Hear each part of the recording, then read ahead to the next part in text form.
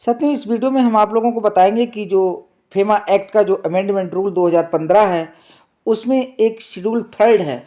तो उस schedule third का क्या प्रोविज़न है, शेड्यूल थर्ड में क्या बताया गया है, क्या कहा गया है, उसके बारे में हम इस वीडियो में जानेंगे। तो इसमें सिंपल ज़्यादा कुछ नहीं है।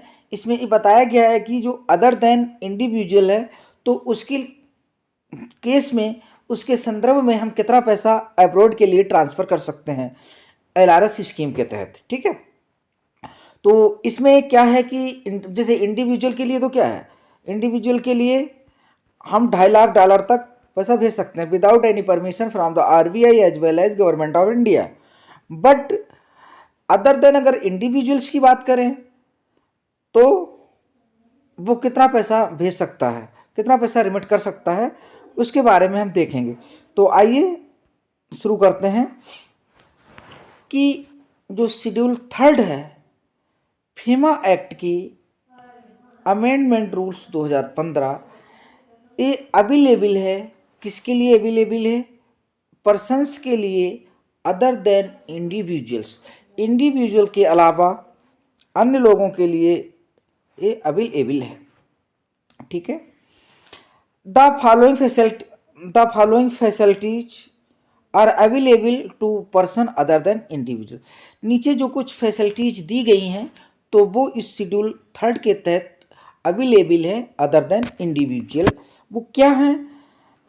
डोनेशन कितना दिया जा सकता है? अप टू 1%, 1% का डोनेशन दिया जा सकता है। किस पे 1%? किस चीज़ का 1%? 1% का डोनेशन दिया जा सकता है। किस चीज़ का? Foreign exchange earning. Foreign exchange earning यानी फॉरेक्स में कितना अर्न किया है, कितनी अर्निंग हुई है, उस अर्निंग का 1% डोनेशन के तौर पे दिया जा सकता है। और जो ड्यूरेशन होगा अर्निंग का वो लास्ट का प्रीवियस 3 ईयर का होगा। प्रीवियस 3 ईयर का होगा। कौन सा? कैलेंडर ईयर का या फाइनेंशियल ईयर का? फाइनेंशियल ईयर का। कहने का मतलब ये हुआ कि 1% डोनेशन दिया जा सकता है लास्ट 3 साल का, प्रीवियस 3 साल का जो फॉरेन एक्सचेंज अर्निंग है उसका 1%, या फिर 50 लाख, दोनों में से जो कम है, या फिर $50 लाख, दोनों में से जो कम है वो डोनेशन के तौर पे दिया जा सकता है। अब डोनेशन किस लिए दिया जा सकता है? Creation of the chairs of reputed institution. जो रेपुटेटेड एजुकेशनल इंस्टीट्यूशन है उनकी चेयर्स के लिए। Contribution to fund not being an investment fund promoted by educational institution, यानी इंस्टीट्यूशनल के प्रमोशन के लिए।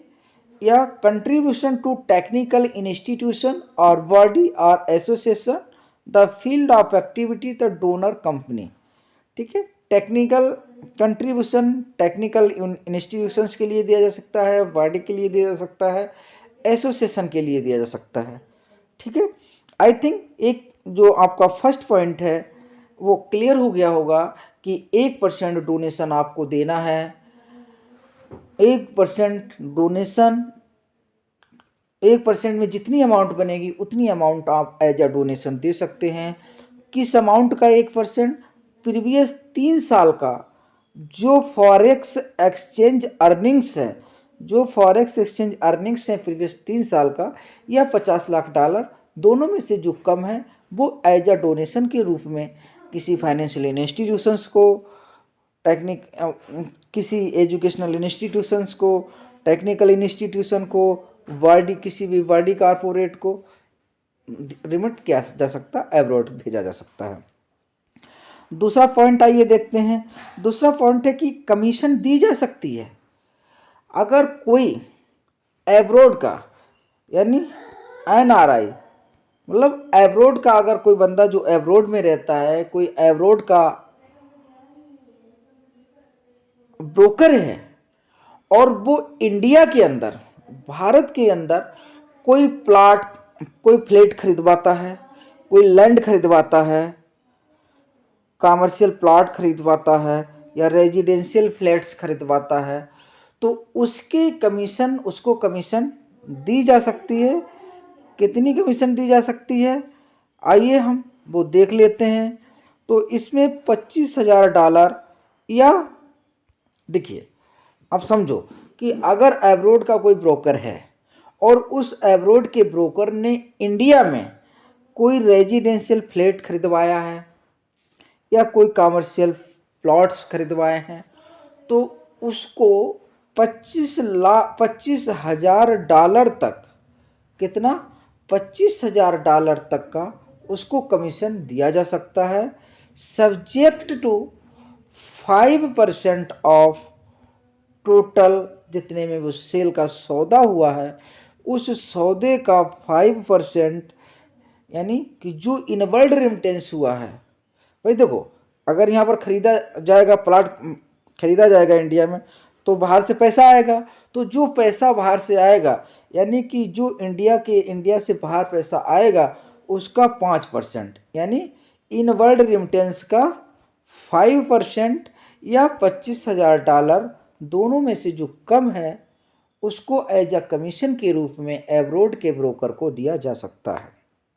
I think second point clear. आइए थर्ड पॉइंट पे चलते हैं। थर्ड पॉइंट में क्या है कि बड़ी बड़ी जो कंपनियां हैं, एजेंसियां हैं, फर्में हैं, तो उनको क्या होता है कि कंसल्टेंसी, यानी कंसल्ट करना पड़ता है एब्रॉड से, है ना। तो अगर कोई कंसल्टेंसी, कोई कंपनी है, कोई फर्म है, कोई एसोसिएशन है, कोई संस्था है एब्रॉड में, जो इंडिया के अन्य संस्था को, अन्य फर्म को कंसल्टेट करती है, मतलब अपनी सुविधा प्रदान करती है, अपनी सर्विस प्रदान करती है, तो उस केस में अगर वो इंफ्रास्ट्रक्चर से संबंधित है, किससे संबंधित है, इंफ्रास्ट्रक्चर से संबंधित है, तो उस केस में 10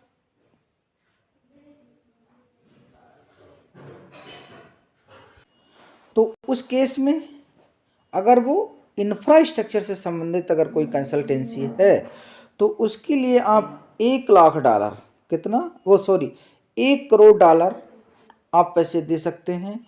और वो अदर देन अगर कंसल्टेंसियाँ ले रहे हो अदर देन इंफ्रास्ट्रक्चर, तो 10 लाख रुपए तक का पर प्रोजेक्ट के हिसाब से कंसल्टेंसी फीस दी जा सकती है।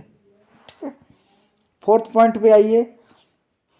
फोर्थ पॉइंट कहता है कि जो इन्वेस्टमेंट एब्रॉड से आया, इन्वेस्टमेंट कहाँ से आया, एब्रॉड से आया, तो उसका 5% या $1,00,000, दोनों में से जो कम है वो as a pre incorporation expenses के रूप में दिया जा सकता है।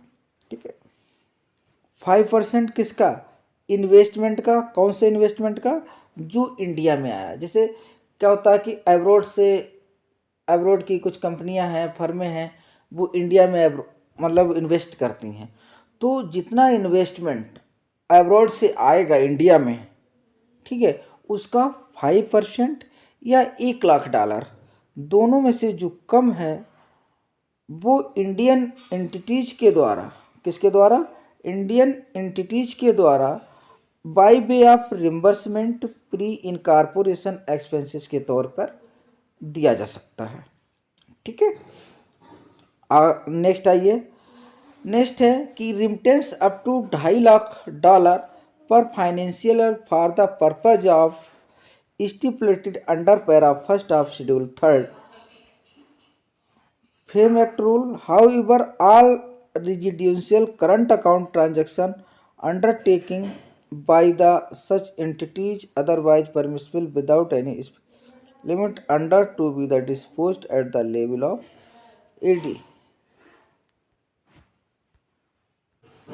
कहने का सिंपल सा मतलब है कि जो अमेंडमेंट एक्ट, दो अमेंडमेंट रूल्स जो 2015 है, इसकी जो शेड्यूल 3 है, उसका जो पैरा फर्स्ट है, वो सिंपल सा कहता है कि $2.5 लाख तक आप भेज सकते हैं।